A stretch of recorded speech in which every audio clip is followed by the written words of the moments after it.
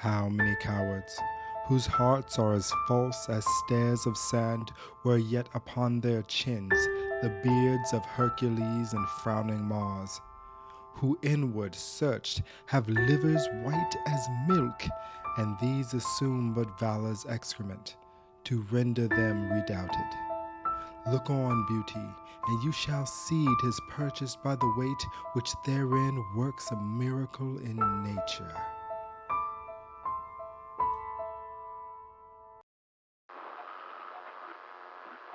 Stay Alive is a survival horror tabletop role playing game with elements of violence, emotional trauma, biological infection, and may include other mature content or themes. Viewer discretion is advised.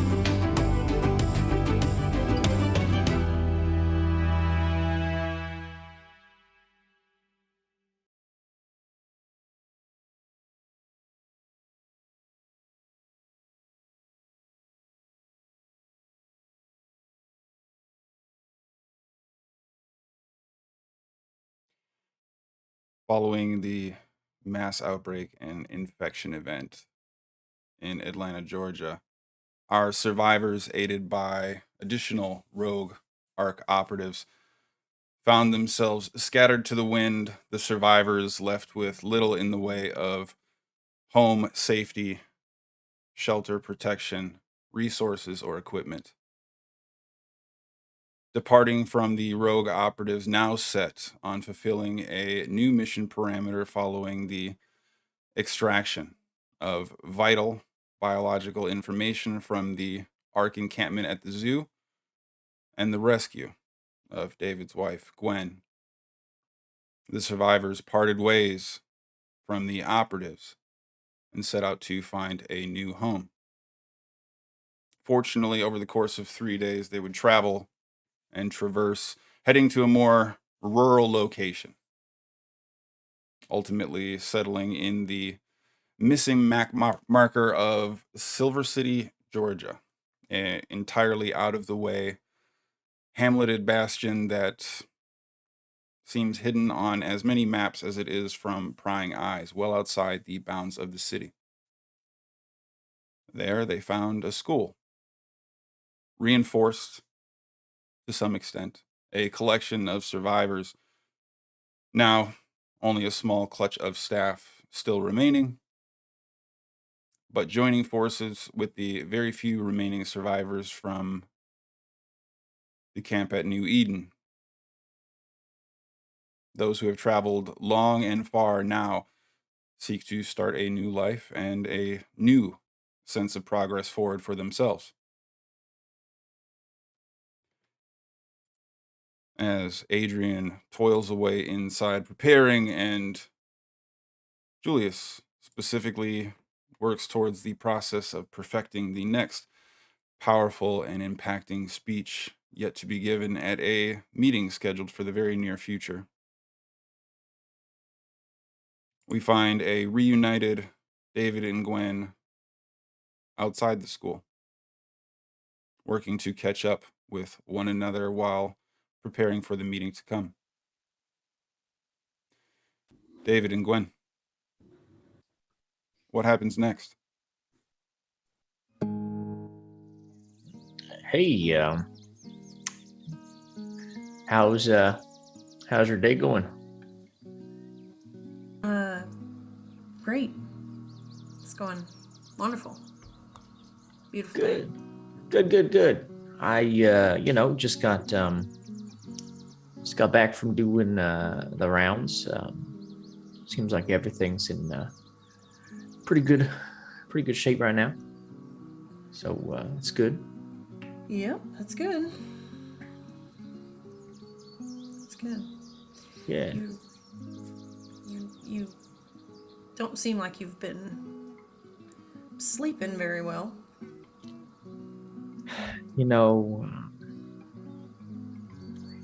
Yeah, it's been I don't get it with the whole like operative thing and just it felt like there's too much going on. It's really stressful. Right. Just I think it's too much.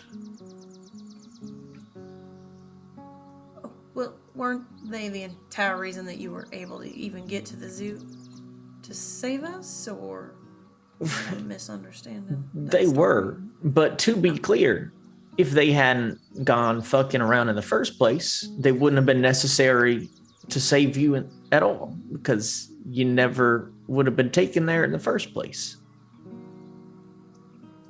As you two are having this conversation, you hear the front door of the school open with some verve and vigor. Malcolm, a late 20-something with shaggy brownish hair that seems to be overgrown, as is the casual style returning in its trend based on the current circumstances, doing his very best to wear a halfway clean polo shirt that seems to be one of the last few vestiges of any representation of order from the times previous, kind of quickly walking up to both of you. Hey, sorry to interrupt. And you would both recognize this as Malcolm, one of the survivors extracted from the zoo alongside Gwen, and been very useful in making haste with getting tasks and keeping things together around the school. David, we got this meeting soon. Is everything all right? I didn't want to cut in between you two or anything, but No. I think we're about ready. Just about to head on in there. Sure. Ari wanted to have a word with you before we got started. So if you just want to. Yeah, sure. Thanks for letting me know. I'll head in there now. Sure. Yeah. I'll catch up with you in a sec. Sure, and I'll give him like one of those like kind of neighborly pats on the back as I kind of walk past him into the school. Sure. Malcolm steps aside, watches you walk in, not so much as a whisper or comment on your departure. Gwen, after you hear the large fire door slam closed, Malcolm kind of turns to you in this sort of awkward capacity. How's it all going? Oh, peachy. It's like honeymoon again, or something. It's not what it looked like when I came out. Well, maybe it looks different on the inside, Malcolm. And I'm just gonna kind of shove past him and start heading into the school. Sure. Yep. Let me get that. And he kind of rushes towards your shoulder to try and open the door in front of you and begins following you inside. As you are moving down the hallway looking to kind of funnel in, ultimately you find yourself bumping into Adrian, also invited to the coordinated meeting to discuss some of the goings on around the immediate area.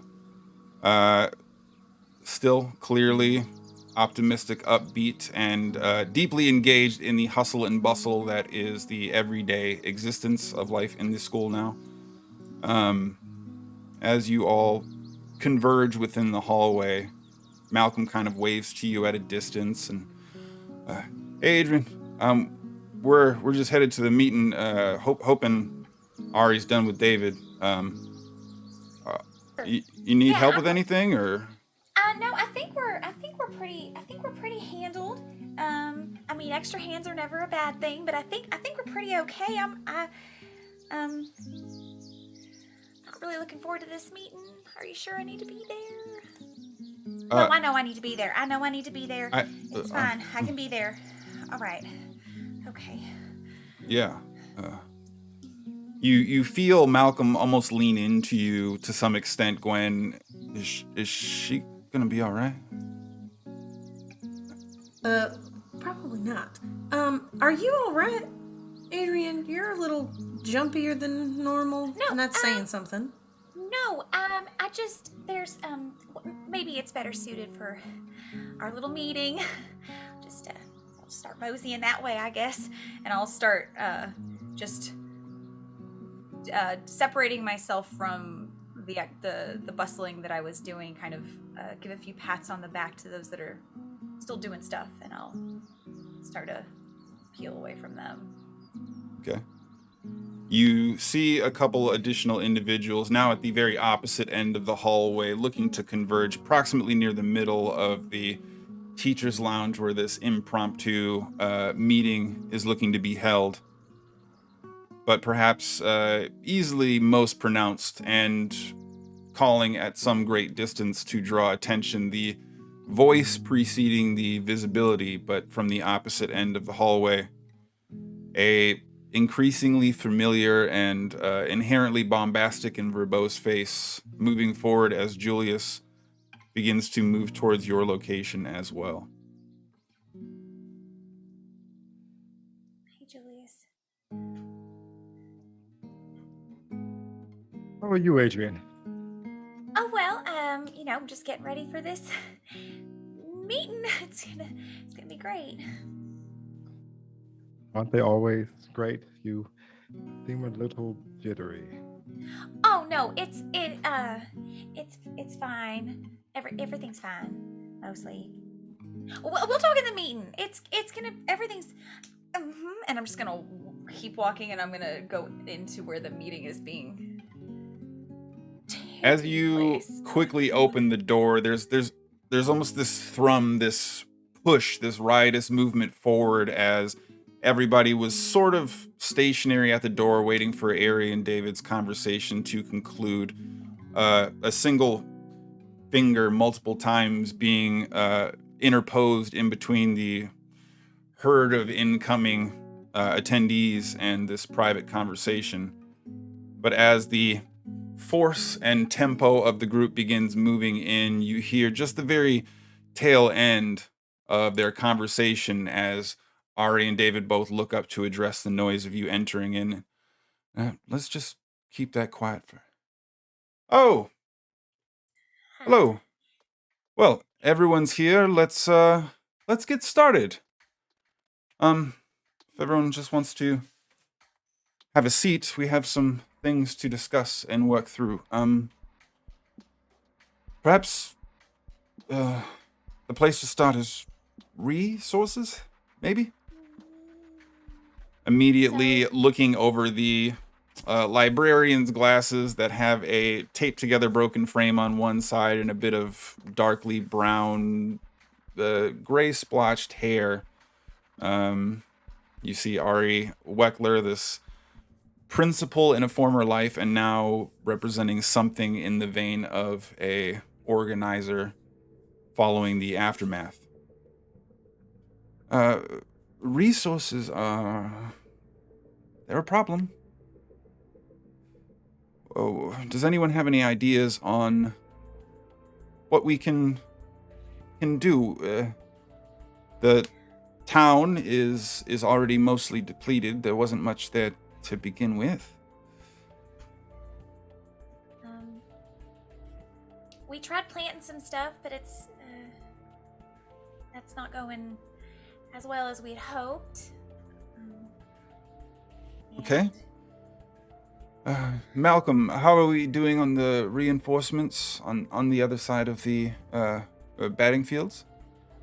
All fences are patched. Everything's closed up. Should be good out back. Me and Julius worked around the side. We should, if we can gather enough scrap, maybe have everything sealed up tight before long. Oh, very, very good. Gwen, medicines and medical supplies. How are we doing there? Poorly. If you would, my expert opinion is really bad. Really bad. Okay.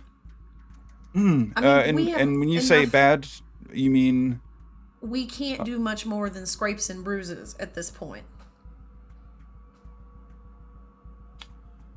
I'll try to cut you open with the safety scissors, but I don't think it's going to go very well. I have some teacher scissors if you need them. your enthusiasm aside, Gwen, which is much appreciated as always, of course. Maybe we focus on figuring out how to resupply with some more adequate means of medical treatment. And David, food? How are we doing?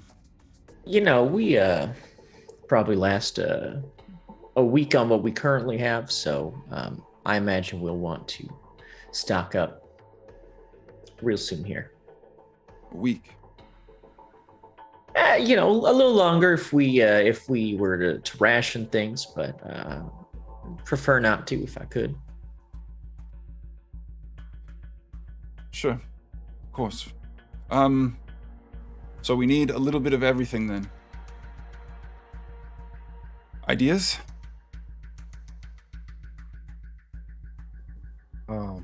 I remember back when I was at Juilliard and we were studying for Victorian roles, we had to like learn about Victorian dishes and everything. And they used to eat like dandelions. I believe those are edible, like dandelion salad was a thing. And I'm sure we might be able to forage for a few things to help stretch food along. I see. Foraging, sure. Hunting, maybe. I don't know how much of that will be available around here, but,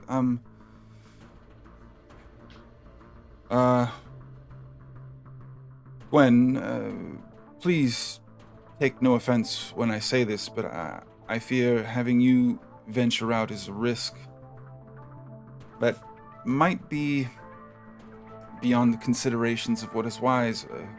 The only one of us with any significant medical training. I fear as if maybe having you stay here would be the ideal choice. Sure, that makes sense. David, from what you've helped me understand of your pathway here with New Eden, was it? Yeah. You've proven yourself very capable, and as a cook, you would know which ingredients to look for and what can last us the longest. What say you to maybe trying to take some assistance in going out for a deeper scout than normal? You know, foraging is certainly well and good. It doesn't. In one trip, I don't think we're going to get enough to feed the entire place for more than a day or two. You know, we can bridge that gap a little better with hunting, but I think long term we're gonna be looking for a little bit more of a resource run, so to speak. Could maybe send like a team somewhere. I don't necessarily know that Atlanta's the best place, but as a hypothetical, you know, it's a some long of our folks trip from here. Sure, but something like that, a larger town, something a little bigger than what we got here, could potentially have some more resources. Go find a hospital, get some medical supplies, Might even come across, a grocery store that hadn't been completely raided yet. Dawsonville is just a couple miles away. What do you think of taking someone and seeing if we can scrounge around there a little bit, David? Is that reasonable? I don't know the area, but if you think that's a good shot, I'm happy to make that journey. Of course. And does anyone want to volunteer to accompany David? I can go. Adrian, sorry, I forgot. Are you sure that, venturing out is the best application of your, talents? I mean, well, I could stay here and help too. I can go wherever you need me.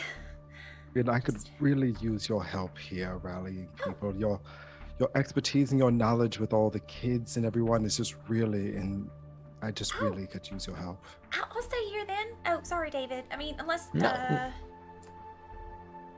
All right. Totally fine. Okay. Of course. And you see Ari now sort of casting her gaze around the table. If Julius is intent on staying here as well, shoring up defenses. Malcolm pushes himself away from the table. I'll go with David.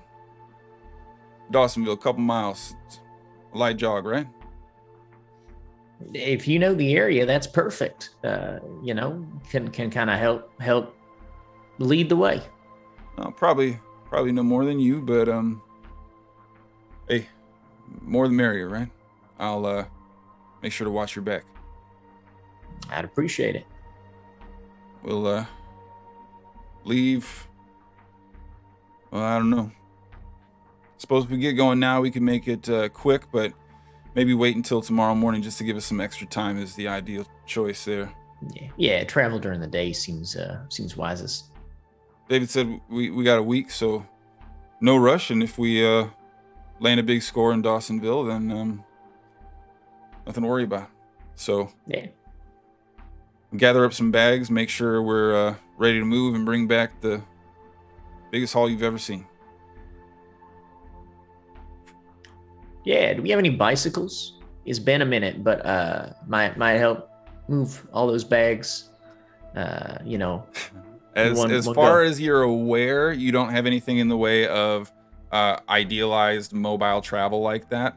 Okay. There is one car that is associated with the school that still probably has a little bit of gas. One of several vehicles that attempted to make the trip, and one of the last few that was recovered after the migratory expanse from New Eden took place. But short of that, there doesn't appear to be any other sort of accelerated travel at your disposal. Sure. Save the car for, like there's a really big score and we know we need to get it. But, like just curious, schoolyard bike, maybe it's a stereotype. I don't know. So, is anybody looking to contribute or add anything else to Ari's resource concerns for the moment?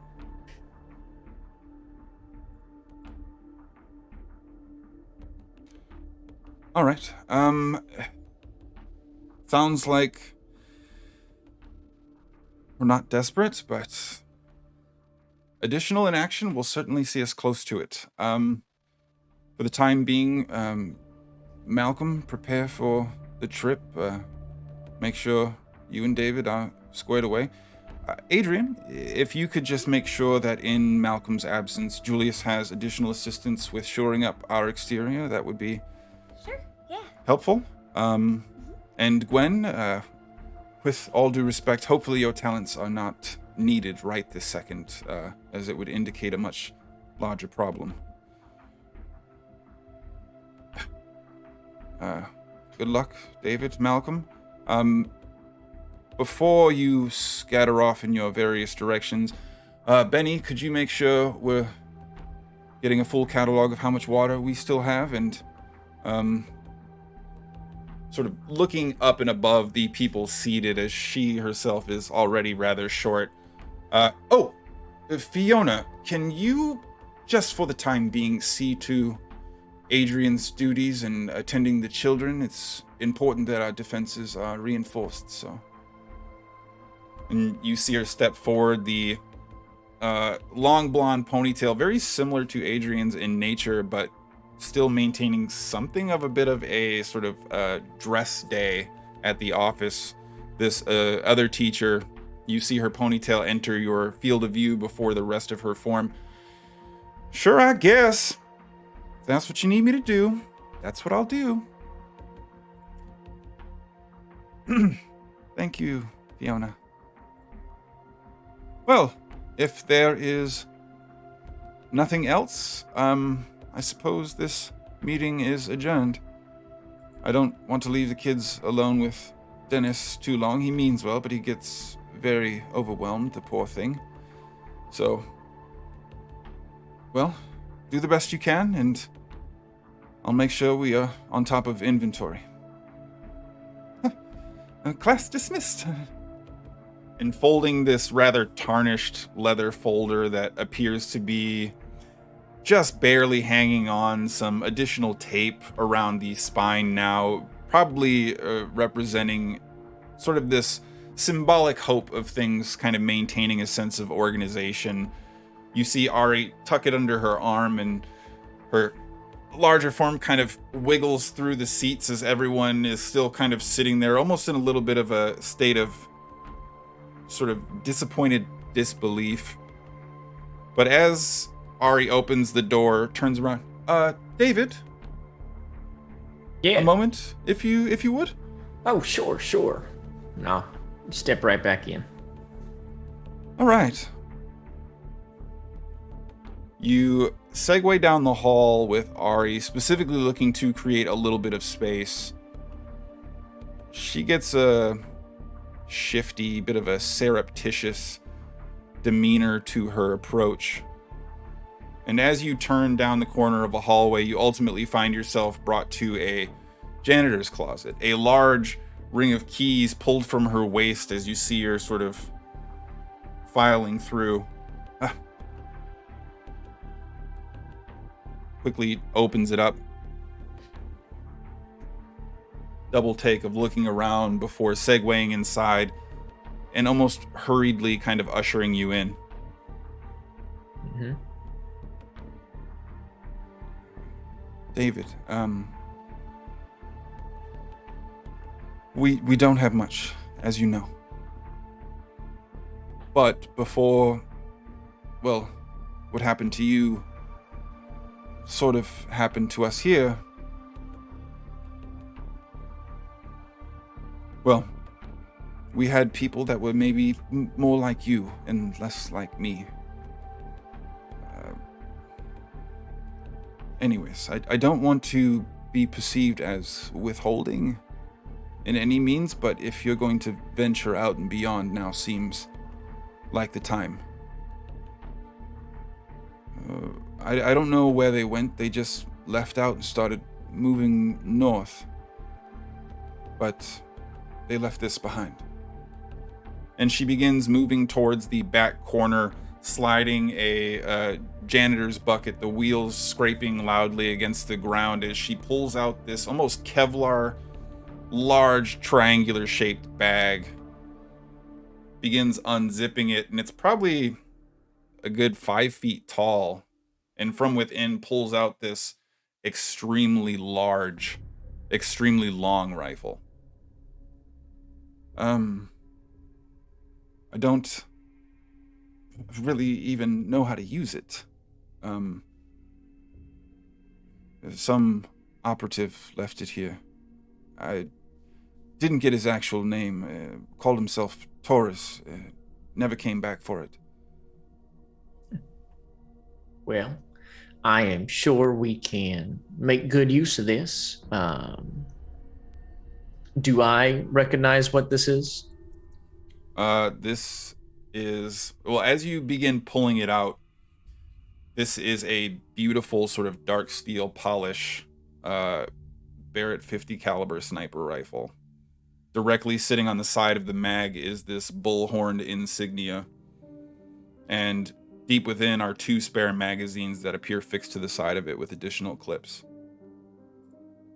I don't really know anything about these things, but the operative said it was the highest end equipment available, so...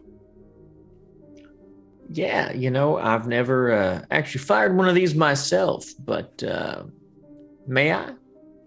And kind of Not in here, David. just want to hold it. Shh, well, yeah, just be careful. And I'll just kind of take it, inspect it, just kind of hold up, look down the sights. You're holding a gun that could kill a building, basically. Like, it's Yeah. It's rather large and hefty, and as you see Ari's uncomfortability grow now that it's even exposed, clearly she's not overly adept at this in any capacity whatsoever.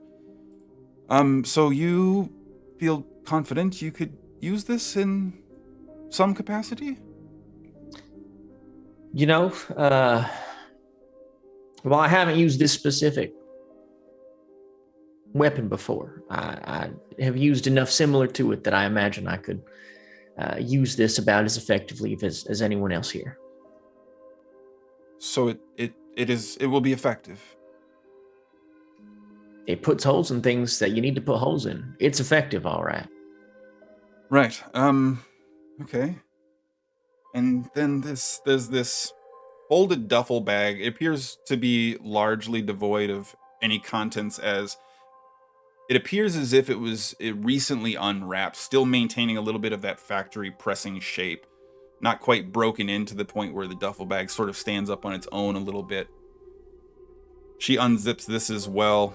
I didn't think of it because, well, we're dealing less with guns nowadays and more with making sure our fences are in place. Unfortunately, the operative left in a hurry, or I'm sure he would have loved to have brought it with him, but kind of dragging this bag in front of you, reaching inside, largely almost beige, sandy in color, appears to be a front plate Kevlar vest as well. All right. Hopefully, you're venturing out. It'll offer you something in the way of protection, but also, with what we talked about before, I'm a little nervous about sending anyone, and I don't want to be perceived as playing favorites or anything. You understand, right?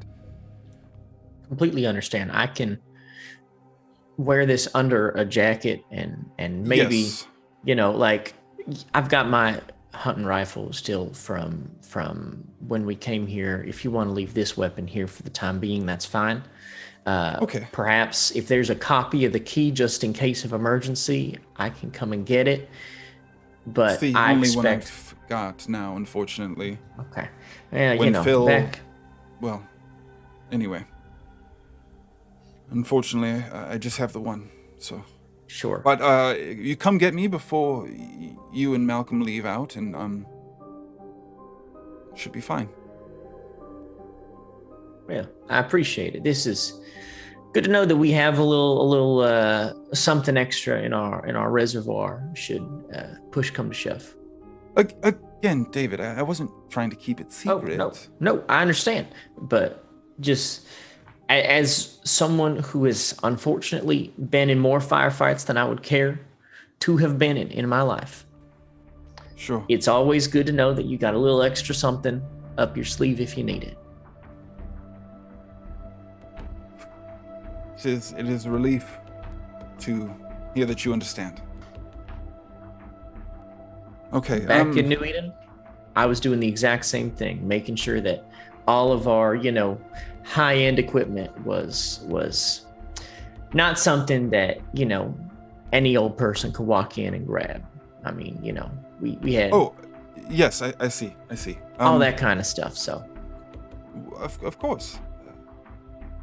Well, I I'll be available. I'll just be in our supply room doing inventory until you're ready to go. So, just come get me and be happy to assist. Great. Thank you. I think it'll be first thing in the morning.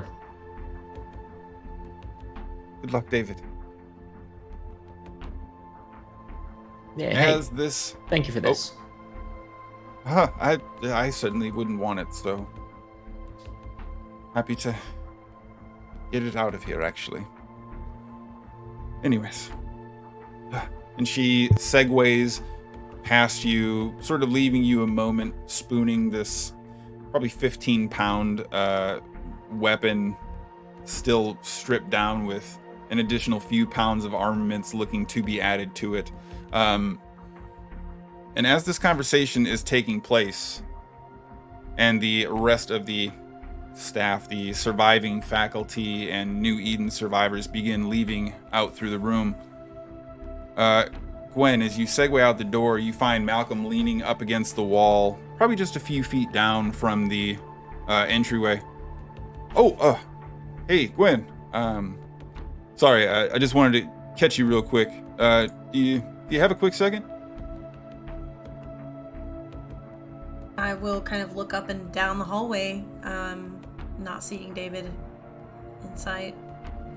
I guess I have all the time in the world. They're not letting me do anything around here.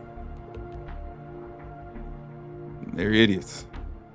I gotta just quick walk the perimeter before I head out, make sure that Julius and Adrian will be in good shape before we take off. You want to stretch your legs a little bit with me, or?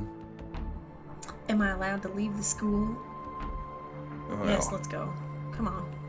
I'm gonna tug him by the elbow. There's this sort of awkward uncomfortability as Malcolm isn't looking to sort of create additional waves despite Gwen's comfortability in doing so. And as you segue outside, you again find yourself sort of transitioning into this air of peace now out in rural Georgia, much more forest surrounding you. No other buildings even in sight other than the road that kind of connects to a small, what appears to be largely dilapidated storage shack at the end of the way. But even the parking lot here is relatively minimalistic, probably holding no more than a dozen cars total. Directly around the entirety of the perimeter, some of the fencing from the field that was originally out back, now repurposed and stretched across, some of it draped in between trees and secured with a patchwork of nails, metal wire, things of the sort. And as you segue forward, Malcolm, walking by your side, begins to push towards the perimeter directly in front of the doorway as he casually places a hand on it. So, this section looks good. Since I'm gonna be heading out tomorrow, is there anything you wanted me to grab for you, or anything you wanted me to try and pay special attention to while I was out? Or? I mean, I don't know what the likelihood is that you're gonna find something I can actually use, but if it seems like it's from a doctor's office, I'd say grab it. That'd be a good place to start. No, I don't mean supplies. I mean for you. Oh, Something special for someone special, you know? Yeah, no, I can't think of anything. All right, well, that's all right. Yeah. Without saying another word for a brief moment, begins to segue down the fencing, continuing to run his hand along it. Julius did a pretty good job, don't you think? Sure, I guess. I don't know why we're...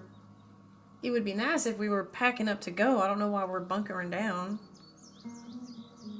Well, I know you've been meaning to leave and move on, but maybe there's more here than you think, you know? Maybe.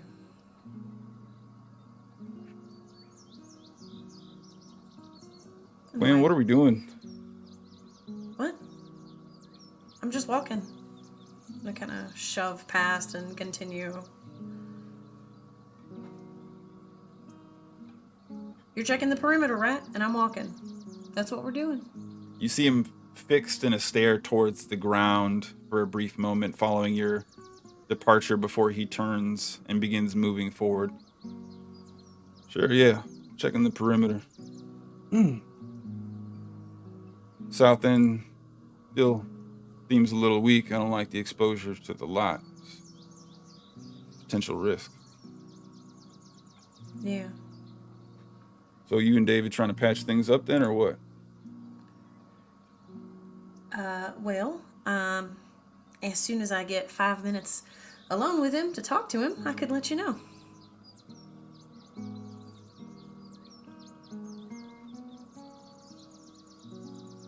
So am I just wrong in thinking we had something going, or? Malcolm.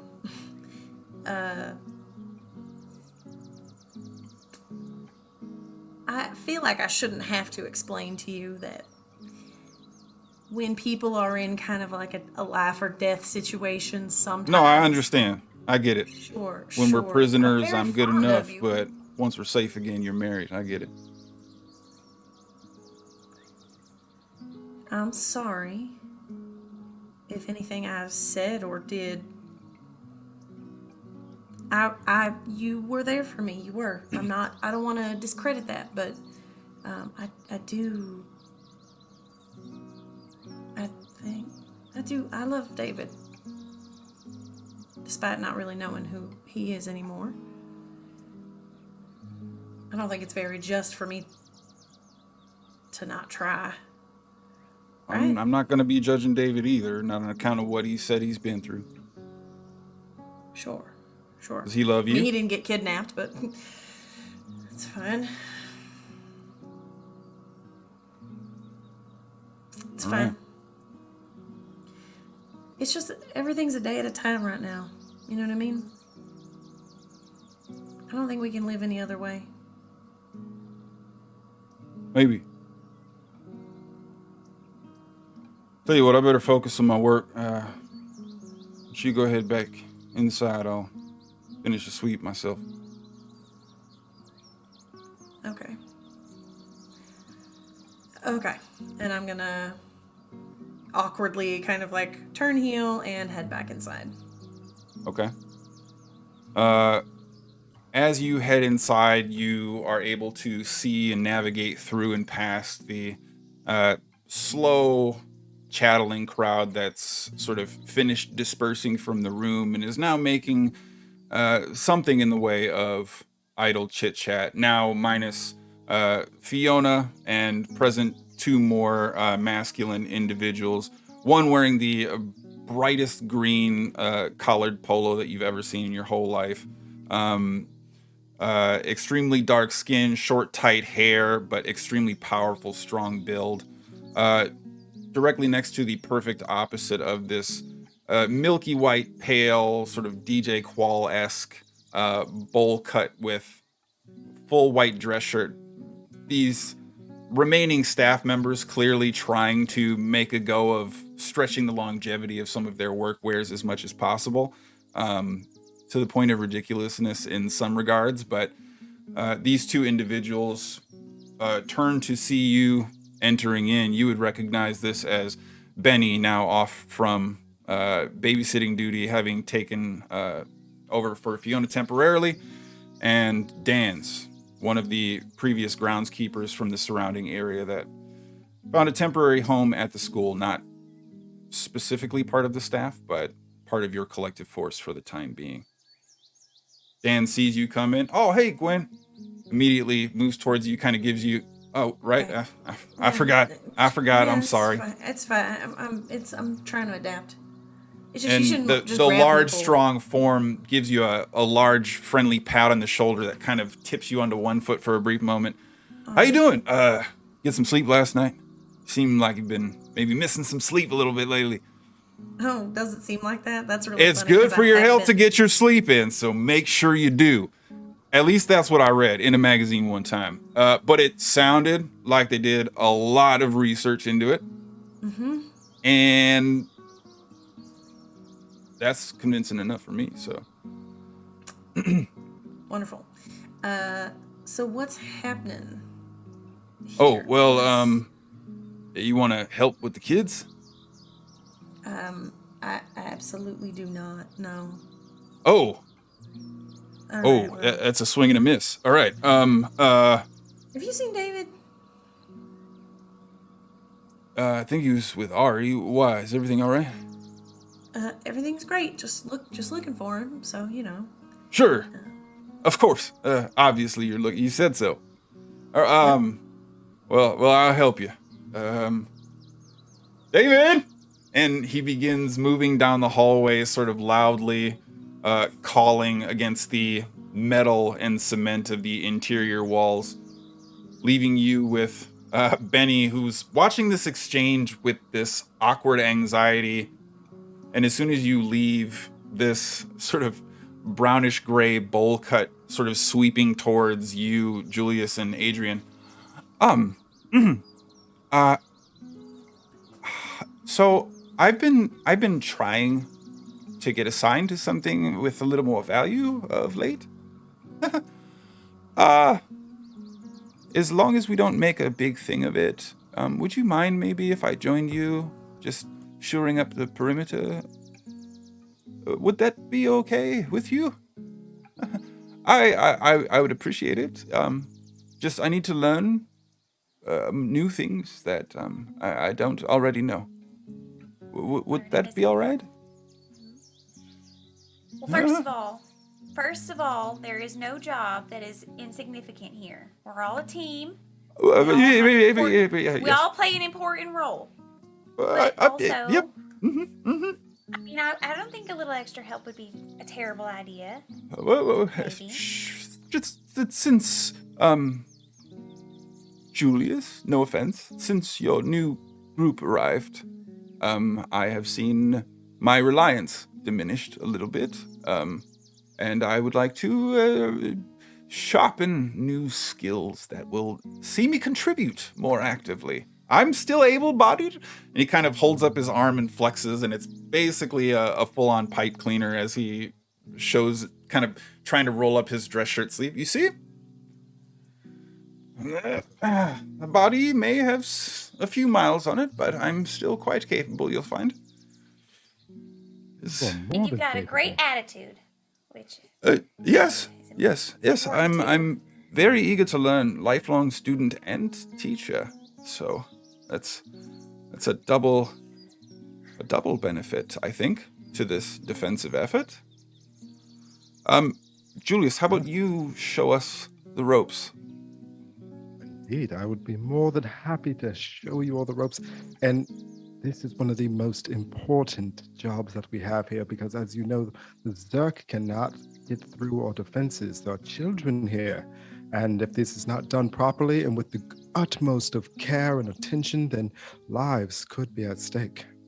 Yes, very, very important. I would love to take in whatever wisdom you can pass to me, Julius, if you would. I put my hand on his shoulder and I can see the wisdom in your years, and you have so much that you can teach all of us. And I know that you will adapt to this as you have adapted to so many things in such a worthwhile life that you have had. So come. Well, of course. Yes. Of course. Oh, wonderful. Adrian, after you, please. All right, then. Okay. And as you all begin segueing out towards the exit, looking to follow up on Malcolm's sweep, you find him at a bit of a accelerated pace marching towards the front door. And as you see Benny begin kind of waving to him, hello, Mal. He walks by rather aggressively without saying anything. Ooh. Maybe didn't get enough sleep. Be safe. Bye, Malcolm. Yeah. And without even looking back, continues to push forward before letting the door close hard behind you. Drink some water. Okay, never mind. Can I tell where Malcolm just came from? I mean, he was outside here. Maybe. Not looking forward to his trip tomorrow. Well, I could go. I said I would. I know I said I'd. Right. Sorry. What am I going to do without you? You'd be great without me, but I'm happy to help. So I'm here. And me also. Oh, and yes, you. a whole team. Yes. I will prove an invaluable asset to this process, I assure you. I have no doubt. So, as you begin to move through, Julius, I'd like for you to make an effort to notice, please. All right. First roll, season. First roll, season 2. Like a 4.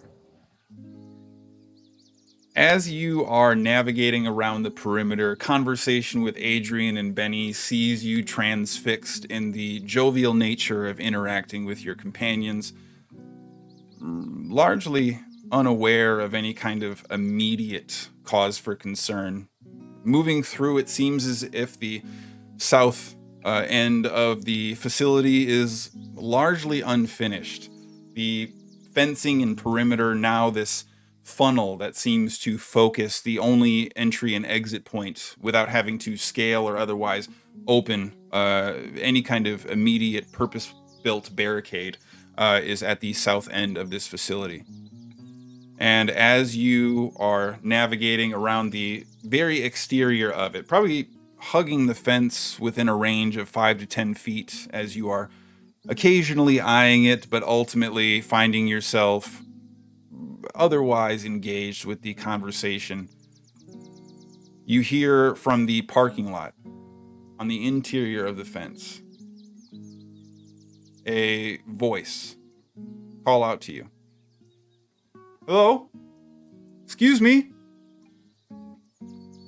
And you turn to see a relatively tall man, cleanly combed, brown hair, not a hint of stubble. Even from a distance, you can tell relatively fair and managed skin and a average build, if not maybe just a hair on the skinny side. But the surprising thing is that his beigeish pants and black dress shoes contrasting against one another, he still maintains the perfect pleat in the front of his trousers, the rolled up sleeves on a cornflower blue dress shirt, still seemingly entirely free of stains of any kind.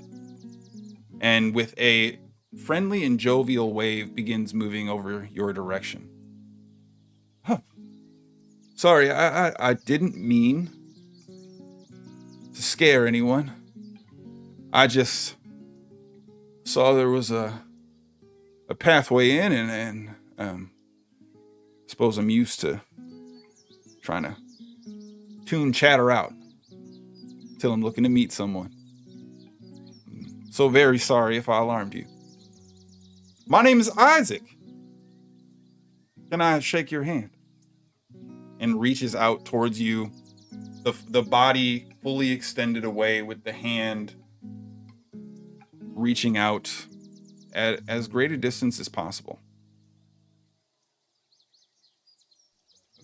Slowly move forward, and as I start to extend my right hand, I'll let my left hand casually drift towards the small of my back, where I happen to be keeping the knives that were recovered from Gemini. Julius, pleasure to meet you. He grabs your hand hard and firm, squeezes and shakes with vigor. You can tell that there is strength there, but probably no more than you'd expect from an eyeball estimate. And you, ma'am? Oh, hi. I'm Adrian. Adrian. Nice to meet you. That is a beautiful name. Oh, thank you. And you, good sir. Benny. And as he reaches his hand out, you hear, and kind of pulls his hand away, sort of rubbing the side of it, seeming to suggest the force of this handshake was perhaps too much. Well, as We were I'm just in the middle of something. If you could just give me a moment. Benny, do you mind to go and tell David that it looks like we're having trouble with those damn crows again? crows, We've got some small things planted here, and the crows tend to come in and just try to, take what they want sometimes. It's nothing to worry about. Yes, I'll tell David right away. Thank you. If you will. So, good sir, what can we do for you? Oh, well, sorry about your crop situation there.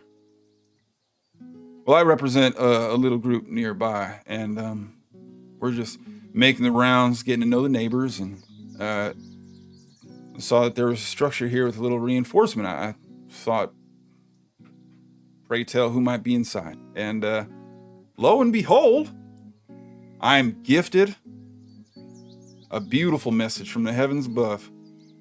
You two standing here, clear as day, right in front of me. Humanity coming back. Isn't it a beautiful thing? Amen. It sure is. Yes, sir. So, what, you from around here, or Oh, coming from farther away, or? Well, originally I am from Manchester, just a little north of London. But then I came over here to the States to study at Juilliard. I'm sure you've heard of Juilliard. Went there, a very prestigious school where I I don't did some know her, stage sorry. work in New York.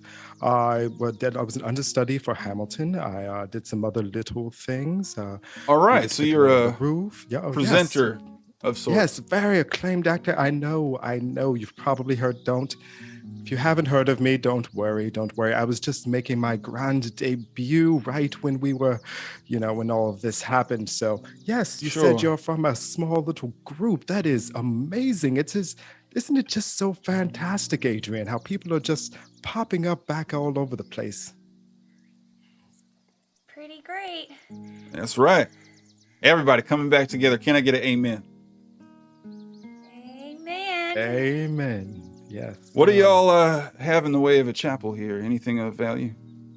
Oh, well, we're pretty non-denominational. We're a scattering of people from all around, so we keep things pretty non-denominational around here. Sure. Casual. Yeah. Sure. Casual, yes. Yeah. I mean, you got to feel love, whichever way is best for you, right? Love is love, very much so. Well, as I said, my name is Isaac. Come from a group called the Third Coming, and we are here to make sure that those who are chosen to survive this make it through. And boy, I tell you what, you stand out to me as a group that is just destined for greater things in this life and beyond. Right. Thank you, Isaac. I mean, I have certainly felt the work of angels. Righteous angels. Not only a presenter, but one who is attuned to the spirit above. Is that right? Something like that.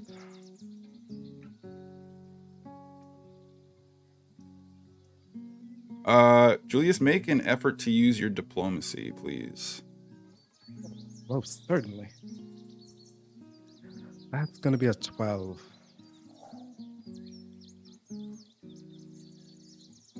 All right. Well, I tell you what. Normally, we like to give folks little time, little space and breathing, but dang it, if you don't just, excuse my language, just hit me as the best of folks. Tell me, if you don't mind, either of y'all ever been scratched, bitten? Oh, Isaac, do we look like we are one of those? We are in no way. No, of course not. Now that you mention it, I mean, how do we know that you, sir, are not infected? I'm gonna put my arm out in front of Adrian and take a couple of steps back.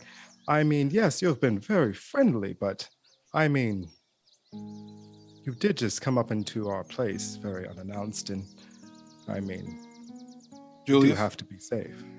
Adrian, have no fear. We're brothers and sisters here together.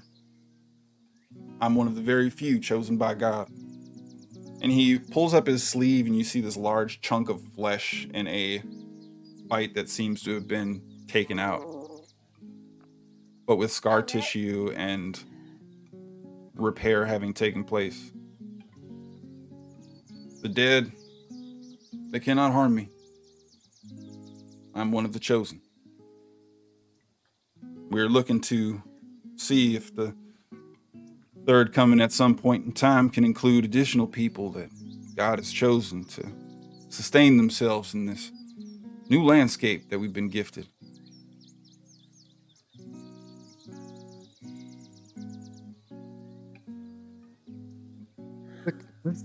Does the name Ark mean anything to you, other than a biblical term, which I'm guessing you're probably very familiar with? Well, that's the term that matters, right? So, Hmm.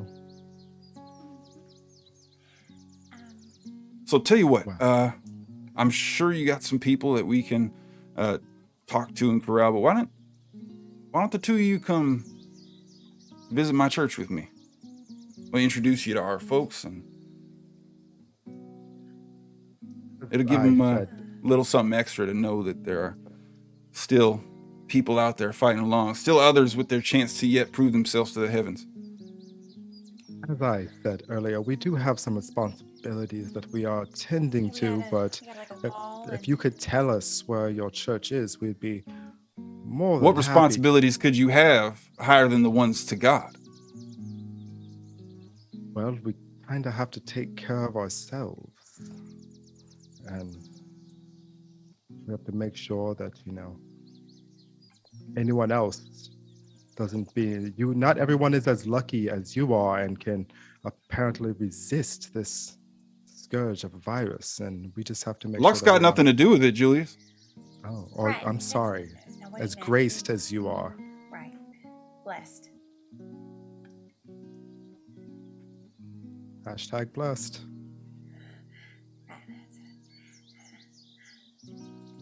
I think it would be a benefit, both for you and my people, if you just pop by for a quick visit. Are you sure you're not interested?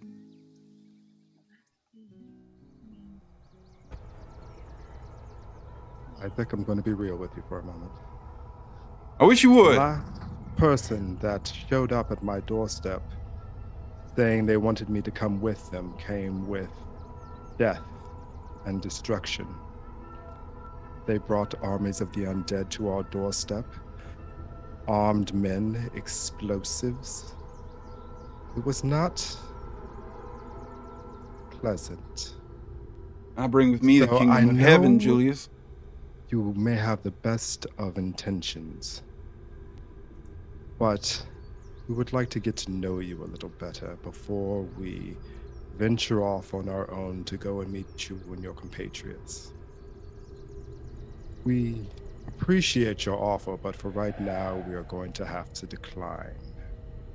And as you finish saying this, you find yourself sort of almost thrown off as the footsteps of David approaching a bag slung across his back begins moving forward. Oh! Hi there. More friends. Yeah, hey, what's up with the crows? Yeah, they've been getting into the crops again, and Ah, we also have our new friend Isaac here, who is apparently from a That's right. very And he reaches out to shake your hand. holy group who are looking to recruit more to their flock. I'll shake his hand. Oh no, I don't do religion. Well, what do you mean you don't do religion? I don't do religion. Never have, never will. Isaac looks back at Adrian and Julius standing opposite. Oh. I see. It appears as if I've mistaken a sign. As I said, Isaac, we're just very non-denominational here. We're very live and let live. Well, letting live doesn't always seem to pan out the way folks seem to think. It's a little more dangerous and all that. Unless you have a little extra protection. Is that a threat, good sir? Us? Of course not. No. I wouldn't harm anyone. That's not the way to the kingdom, Julius. Though I will say, blasphemers like David here, bad things have their own way of working out, you know? You know, I'll take my chances. Thank you. Well, like I told Julius before, it's not a matter of luck, friend. Then whoever's out there can do their best. Hey, I'm heading that way. You want to walk with me as we leave together? Sure. Let's go for a walk. Great. Perfect. I'll put my hand on his shoulder and we are going to start walking away from the school. He stops as you begin to pass Adrian and Julius, quickly turning to face both of you. It was an absolute pleasure to meet you.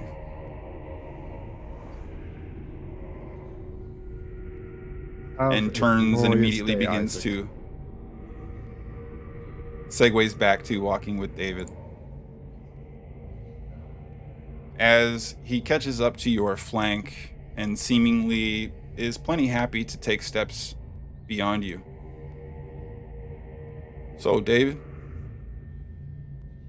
if you get bit, what is it you think you'd do? What do you think would happen to you? Same thing that happens to most average people. You turn into one of them things and hope you got a friend nearby to shoot you. To live in such fear, such sadness. David, there's another way. And he rolls up his sleeve to reveal the large missing chunk of flesh from the bite mark. Dedication and support to something higher offers you the life that you were promised and a life beyond, David. Or a good doctor. I'm afraid all of the king's horses and all of the king's men are not responsible for this. Not but the king most high. If we're going to start reciting fairy tales, I think we can just... Don't worry, I read them all.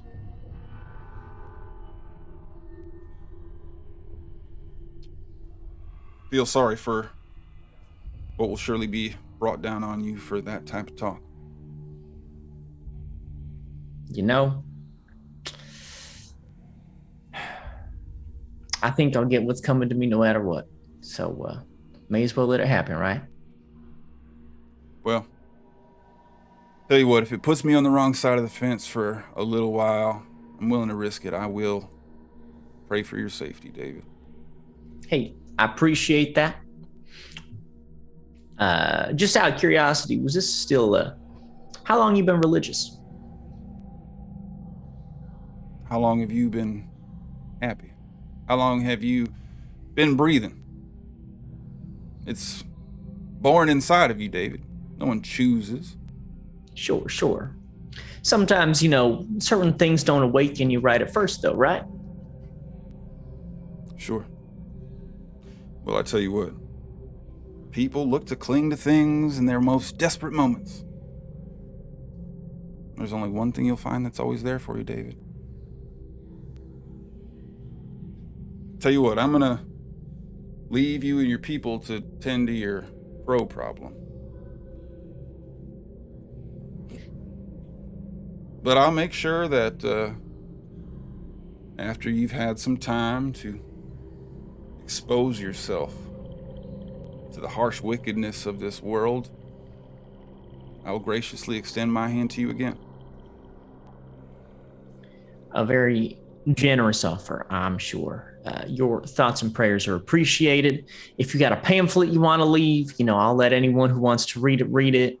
But, I think as a whole, we let the individuals here make their own choices. So feel free to give me your materials and we'll let them peruse at their leisure.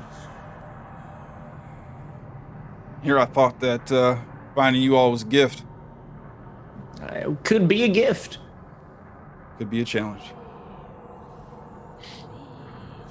We all have our own things to prove, David, I suppose, right? Yeah, that's the name. Well, I'll be seeing you again.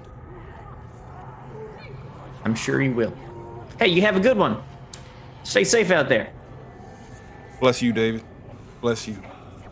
Oh, I already been blessed. Thank you. And I'm going to turn around and start walking back. And you see Isaac begin to depart, trudging through the relatively thin woods and disappearing away, casually moving aside brush and branches. What would you like to do, David? Go back, or Julius and Adrian still pretty close? Yeah. All right, I'll kind of head back over to where the two of them are, and let's get close to them. Thanks for calling, MI6. Appreciate it. You got my crow message? Indeed. Those pesky things, they like to hang around, don't they? They sure seem to. Yeah. Hey, what are you carrying these days? Oh, just some remnants. I've got the knives they recovered from Gemini. Yeah, sure. Before I leave tomorrow morning, let me drop you my hunting rifle. I've got something else I'm going to take out with me, and that way, you just got something on you in case. Yeah, I've been doing a little practicing. I'm not as bad as I once was. Still not the greatest. You were never bad. It's all about confidence. Oh, that's debatable.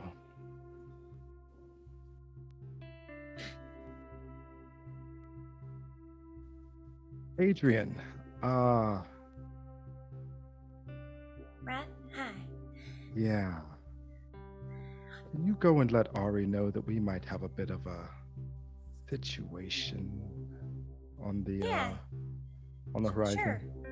Sure. I'll go do that, and then later you can tell me about being MI6. That was a detail you left out. It's okay. Yeah. All right. I'm gonna just go try to find. I'm just gonna go try to find Ari. Okay. As Adrian begins to navigate inwards, Gwen finding herself meandering, and we have Julius and David out in front, sort of coming to terms and verbally theorizing as to what the next steps are following the visit from your previous guest. Gwen, Malcolm scouring the building both for supplies and preparedness to get things together, ultimately comes across you again, but now seemingly much more in a bit of a huff than his previous demeanor. Looks at you, almost casting this frustrated scowl your way before trying to kind of recenter himself, raising his head up slowly. Sorry, I didn't mean to put you in a spot. It's all right. I don't like being misunderstood. I don't do, Sure. Yeah. The feelings stuff is complicated and it, it's not. It's muddy. Yeah, I mean, we thought we could die, and hadn't seen David in a long time at that point, and Right. You know, It's not that I do value your support and your help. You've been a very good friend. yeah, and you have too. I appreciate all that. I just, I just wish some of the things that we'd sort of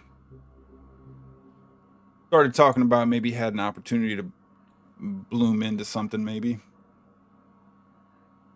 Sure. I understand.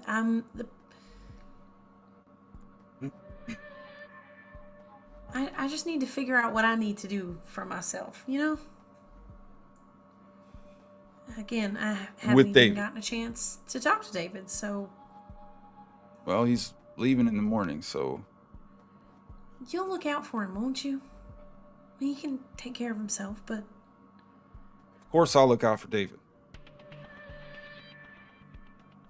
thank you. Don't pout. Not pouting. Just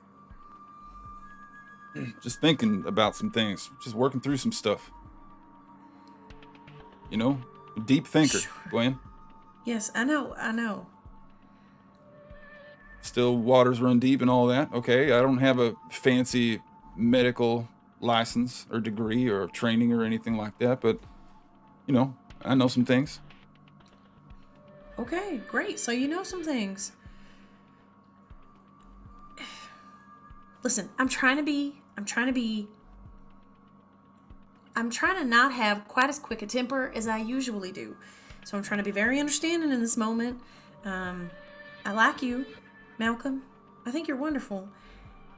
But our environment, our situation has changed, right? So we have to adapt. Adapt. Right. Gwen, make an effort to apply your diplomacy, please. Okay. Oh no. Okay.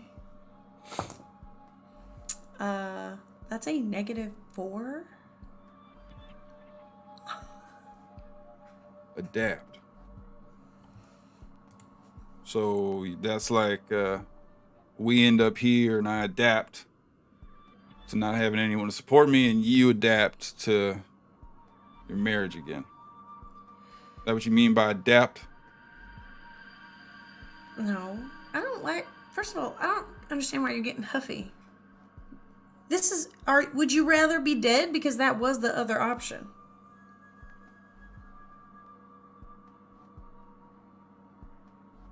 No, it's probably my fault, Gwen.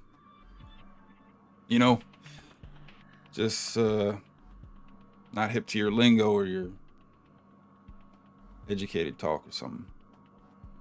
I must have made a mistake. Isn't that right? I'm not saying you made a mistake. All I'm saying is, situation has changed. Maybe it could change again. I mean, I don't know, maybe, but just please be careful. Don't, Never anything but. All right, well. Always I'll have give a plan if you find yourself in trouble. That's what I say. Right, well. I'm just gonna give him kind of a hesitant, but I'm trying to be as friendly and as affectionate as possible, like a squeeze around the wrist. Don't even worry about it. I get it. All right. I understand. I'm sorry. Okay. All right. I better finish getting ready. Okay. Wanna hit the sack early so we can hit the trail at dawn.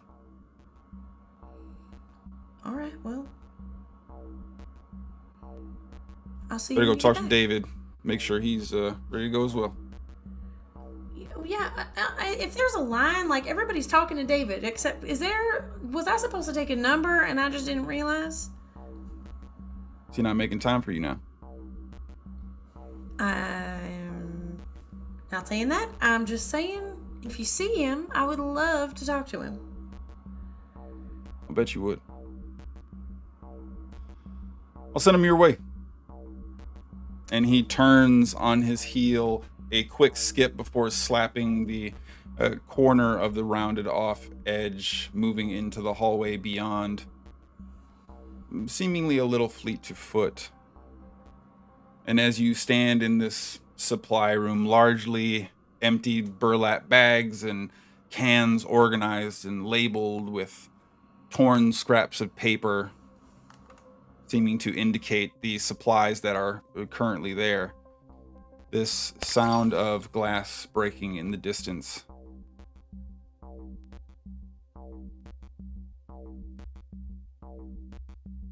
No other immediate noises for you.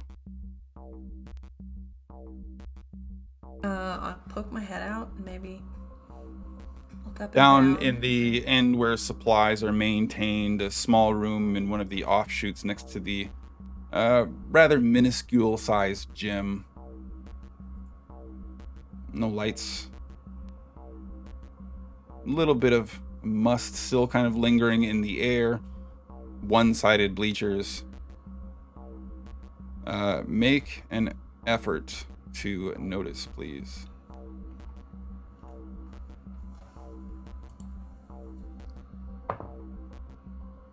Uh, 10. Okay.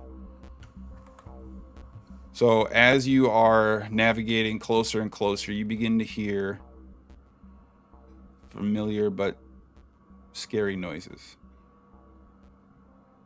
This soft, sort of guttural noise, eventually rising to a little bit more of a transparent notion as the sound of Zerk from somewhere nearby begin to move into your space.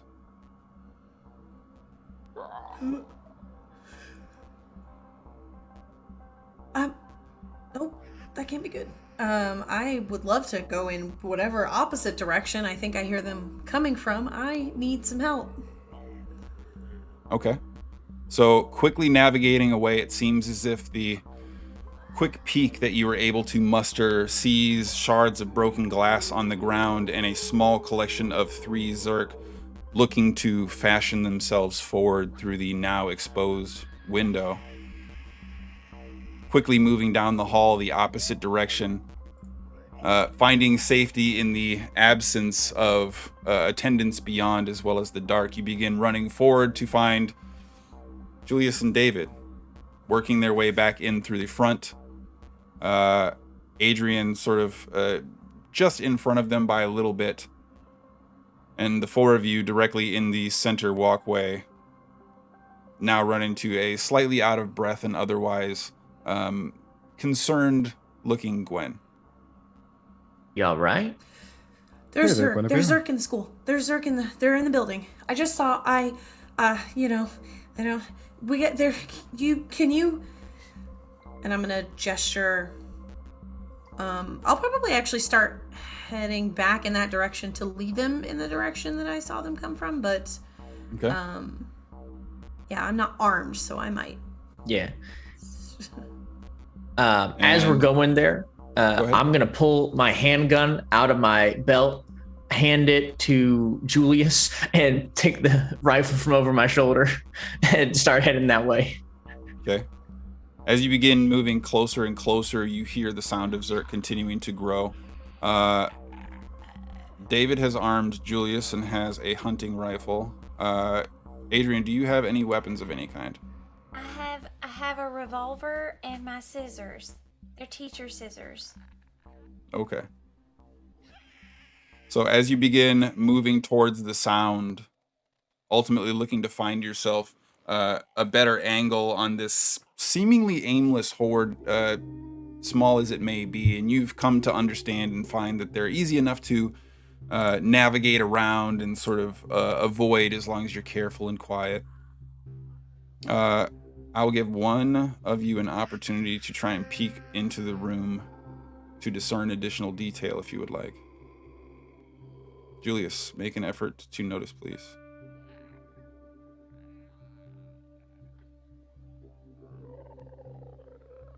7. Okay. And as Julius begins moving forward, I would like Adrian and David, please make an effort to harness your grace as you hug up against the wall, providing Julius his silent movement forward. Oh, snickerdoodle. 5. Okay. Julius, as you begin looking in, you see 3 Zerk standing in the room, aimless. Another 3 outside the window. But average as all of these Zerk seem to be, the thing that immediately is called attention to, perhaps far more than anything else, there is almost a set of brown robes that each of them is wearing, almost this identifiable uniform that they're all draped in. Killed his ass. And it starts already. And Shoot that fucker on sight. as you begin to move back and away, the grip on Adrian's scissors kind of bangs against the wall. But down in this area, specifically old and isolated as it is, dislodges a small poster frame that's on the wall that you eventually hear crash to the ground as some of these Zerk begin moving your direction. The 3 within, followed by the 3 beyond, and loud, heavy, aggressive footsteps from behind you in the hallway running your direction. Your fear from the immediacy of their approach quickly subsides as you see it's Benny. But perhaps more than usual, this waft of fear. We need your help. More than I think I've seen out front. There's a lot of them. How many is a lot? There's Are they here as well? And he begins casually navigating forward. Back. Oh my goodness! They're inside. They're inside. All right. Are there? And they are quickly moving towards the doorway directly at you. Yeah, I'm gonna start taking shots. Yeah. What is the contingency plan, Adrian? What do we do in a situation like this? What's the plan? Does the gym have doors? Most gyms have double doors. Yeah, The the gym would have doors. Them? Sure. Well, we could barricade this door and go figure out what's happening in the front. Fine. What would you like to do? That's not the standard plan. Fine, and I'm gonna. There isn't a plan. Okay. Plan is not to die. Is there? You now see this Zerk hand on the edge of the door frame moving out into the hallway directly surrounding you. As soon as there's... Yeah, as soon as it starts to push its way in, I'm just going to since I was over there looking, and I will be relatively close, I'm just going to attempt to just take a shot at its head. Okay, make an effort to utilize your accuracy. I don't suppose I'm well prepared for this, am I? Are you? I don't believe that you are, no. Yes. All right, that's a 4. So in the aggressive rush forward, the startling nature of the emergence of this individual Zerk, specifically looking to try and put a shot on target as this Zerk is aggressing upon you, nerves of steel meet impending danger, and as much as you try, the shot rings just wide. Now all of your ears kind of ringing from the echo within this confined hallway space. But just maybe skimming by any kind of immediate lethal shot, missing your first round. David, if you'd like to make an effort to be accurate as well. Yeah, I think I've waited to see if Julius's first shot hits before I take my shot, but I will take a shot. That is a 12 to hit. Okay, so as this Zerk immediately lurches back from Julius's shot, it begins looking to aggress upon Julius, only to immediately have its head entirely canoed by the rifle round as the large Zerk form slips to the ground.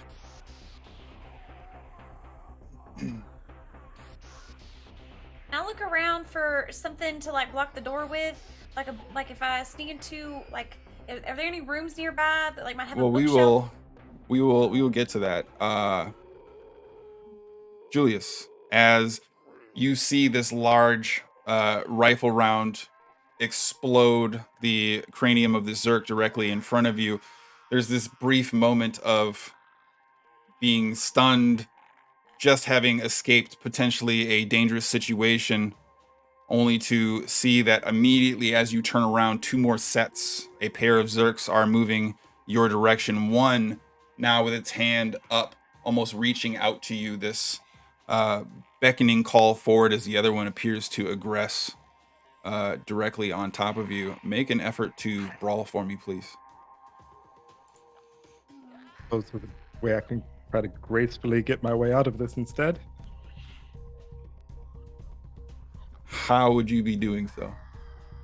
As it's coming for me, instead of trying to fight them off or anything, just kick one leg back and just duck down and just kind of slide and dance my way back.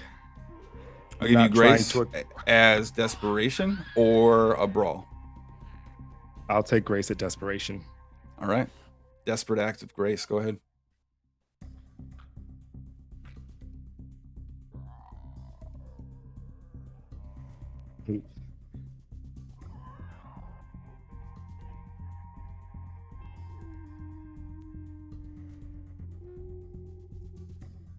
As you kick the leg, segueing out, your form quickly able to move out of the immediate zone of danger, but throwing the Zerk off balance, not accounting for David and Adrian standing directly behind you. It's enough to cause the Zerk to fall forward incidentally.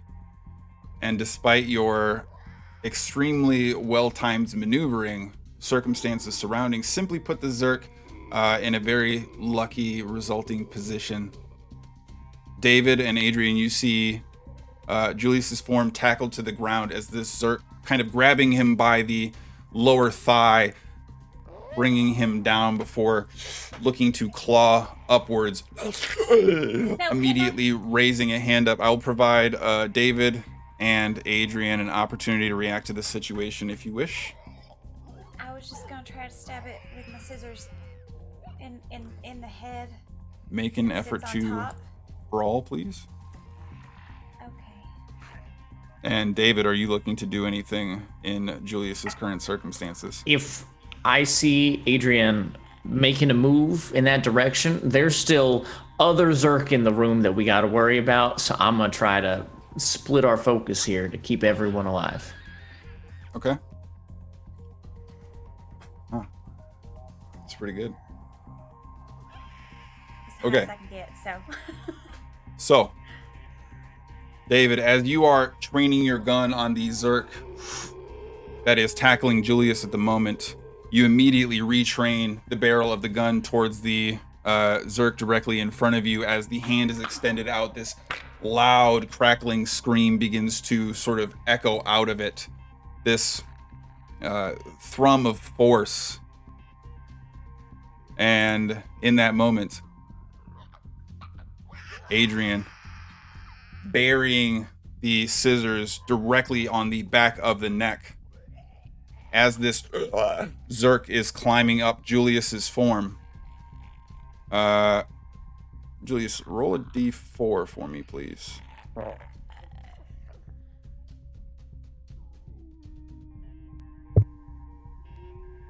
A 1? Yes, sir. With well prepared? Oh, we it's a do now have a D4. hype train? No, it's a D4. Not on- Let's roll an That extra way. D4. Not when you're rolling for consequence. Yeah, I'll no. let you. You know what? I'll let you pick between the two, actually. So go ahead and roll a second, and as long as it's not a 1, we'll keep that result. 4.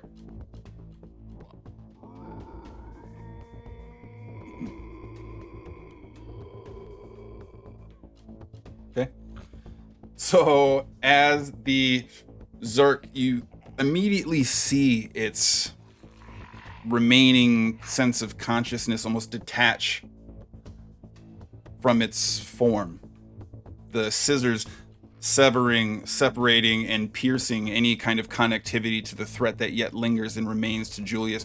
Julius, the entirety of what is left of this Zerk collapsing on top of you, the brown robes now obscuring much of his form as the two lay on the ground together. Adrian ripping these scissors out, looking to turn and address the threat alongside David. And as you go to pull the Zerk off of you, you see the eyes shift, and the head, now under the limited muscles it yet has left in its body that it still can control, attempts to take a lunge at you.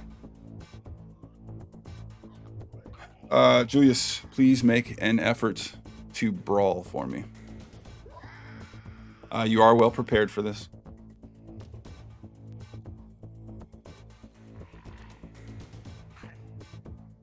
N.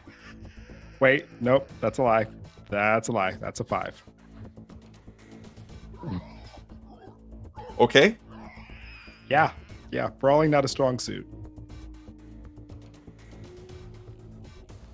So, as the form goes to take a bite on you, you immediately latch onto the head and quickly try to rip, throwing this Zerk off of your form, seeing it roll, the head continuing to snap back and forth as the rest of the body lies still and motionless on the ground, as you see David now lining up the shot on a Zerk directly in front of you. Julius, I would like for you to please make an infection roll and send me the result, please. Yep. David, what would you like to do? If there's a Zerk in front of me, I'm gonna take a shot at it. Okay. Make an effort to be accurate. You are well prepared for this as well. That is an 11.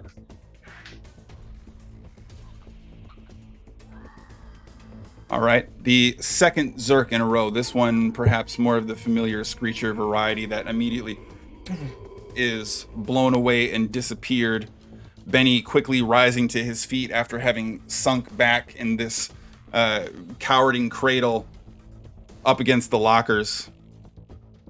Now seeing that the small collection of Zerk that made it through are dealt with, 3 more outside the window, having gone through the process now, slowly making their way in. None of them particularly fast or adept or unique in any way, but easily able to be circumvented with your navigation forward or outward, or however you'd like to pursue that. What would you all like to do?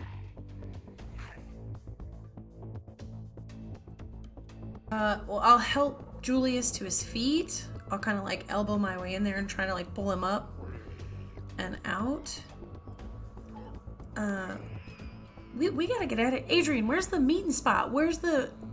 How is there no emergency plan in place? We had never needed one. In an apocalypse, you didn't need one? Well, that's because every time we had a plan got... Just, okay, we gotta get out of here. I'm gonna try to close the doors first.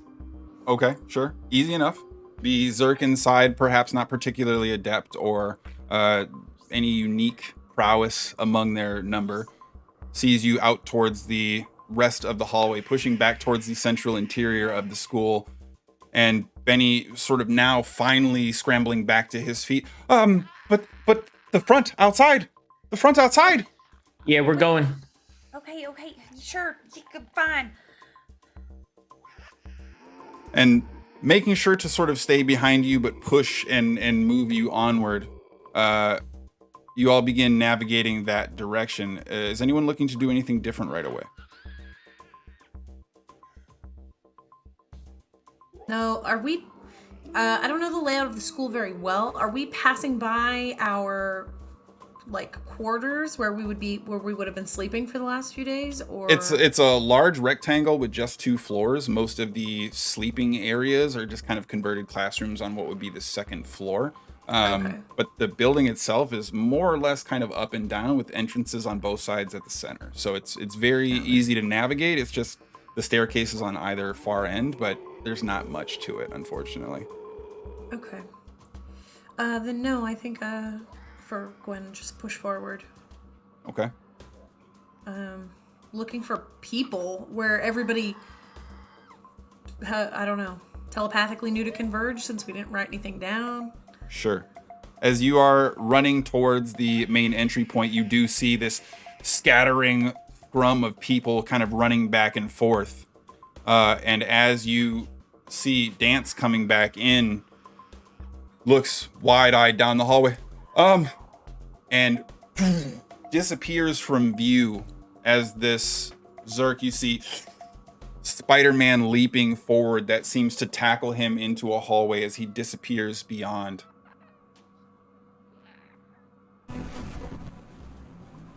The rest of the individuals that seem to have been outside come running and sprinting in, pushing towards you. No! Run! Oof. And Malcolm goes flying by quickly, almost in a way that hurts your shoulder, kind of jerking on your wrist as he flies by, Gwen. If it seems like the crowd is moving that way, then yeah, I'll follow. Okay. Is anyone else doing anything? Well, Can we see like all of the Zerk at this point, or has it just been the one so far? do we know how many Just there the are? one that seemed to have disappeared Dance into a room across the hallway. Okay. Is there a second door to that room, or is there just the one door that they went Just through? the one door. Okay. Yeah, as we're going, I'm gonna just kind of shout out, if you don't got a weapon, get out of here. Get safe. And I'm gonna keep moving forward towards that door. Okay. And as you begin navigating out, you see that there are probably a couple dozen Zerk that are still moving towards the entrance of the school. David, make an effort to notice for me, please. Sure. 10. Actually, well prepared, it's a 12. Okay. And as you immediately raise your rifle up, begin panning back and forth, your eye fixes directly down the center through the front entrance of the school. Hands gently crossed near the belt, sort of patiently staring as these brown-robed Zerk begin moving towards the front entrance. It appears to be the cornflower blue shirts and well-pressed slacks of Isaac at some distance away, staring before almost locking eyes.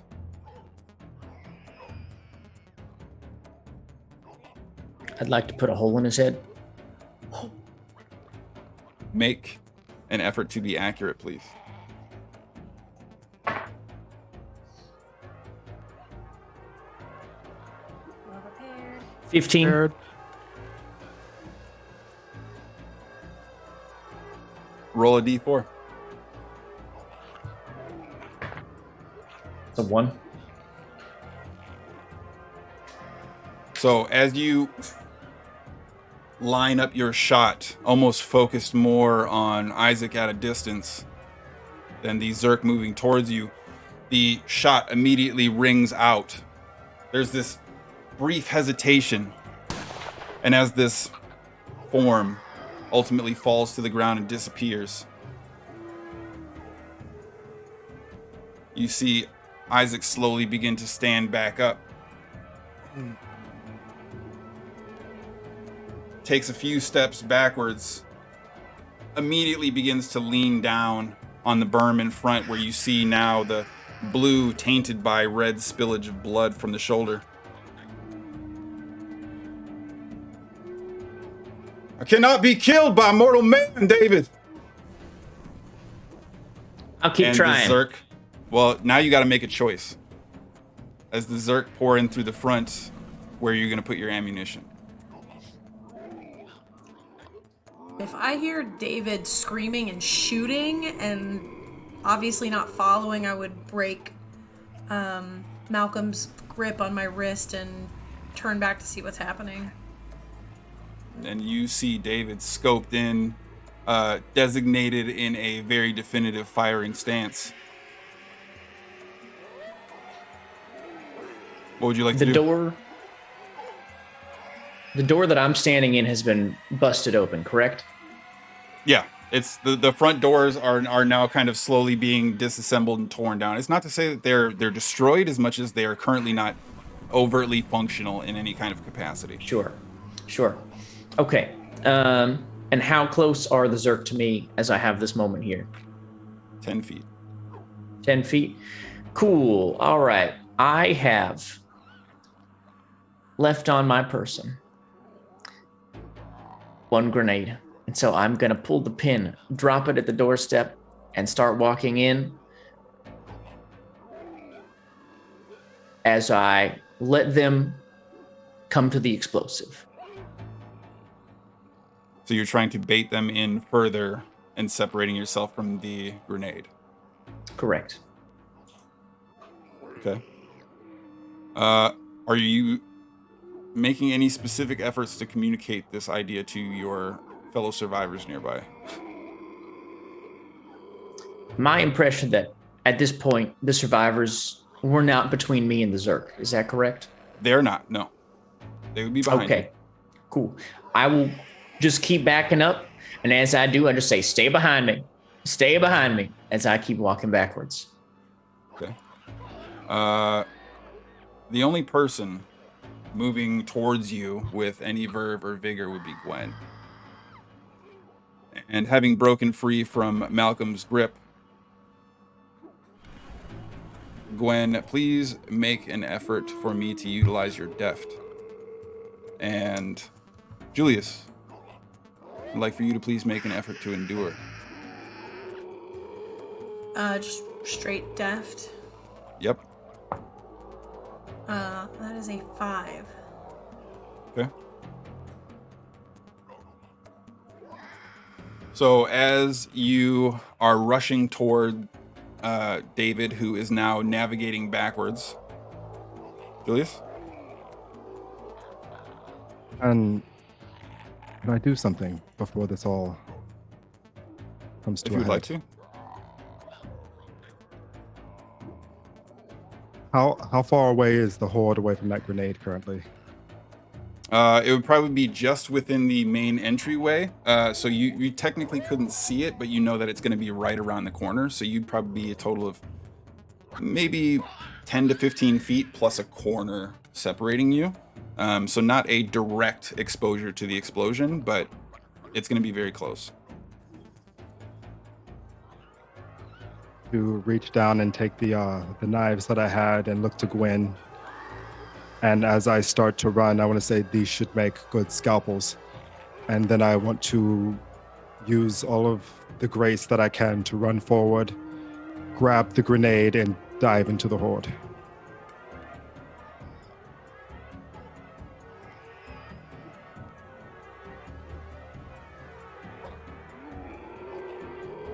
Handing you the knives with a small amount of blood accumulating on the corner of his mouth. A brief popping cough suggests a significant and otherwise unfortunate exposure to the exorcising virus.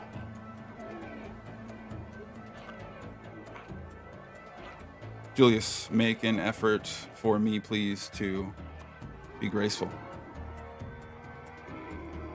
And on the tail end of having it just ended, that you can be well prepared as well.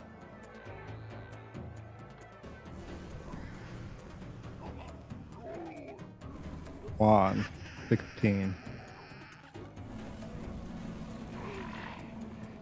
Gwen, stopping yourself just in time for Julius to approach and hand off his items, ultimately moving past you with a artful dodger's grace, a combination of dance and music accompanying Julius's movement as David, you too find yourself shuffled and segued out of range of the entryway before Julius grabs the grenade, throwing you aside and jumping forward. Julius, what are your last words?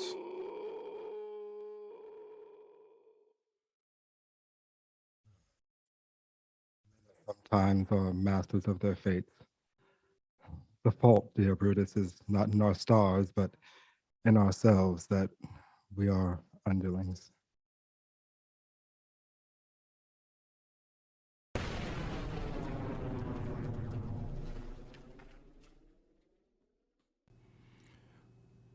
We should have died hereafter. There would have been time for such a word. Tomorrow and tomorrow and tomorrow creeps in this petty pace from day to day to the last syllable of recorded time. And all our yesterdays have lighted fools the way of dusty death. Out, brief candle. Life's but a walking shadow, a poor player that struts and frets his hour upon the stage, and then is heard no more. It is a tale told by an idiot, full of sound and fury, signifying nothing. And this is where I leave you. End scene.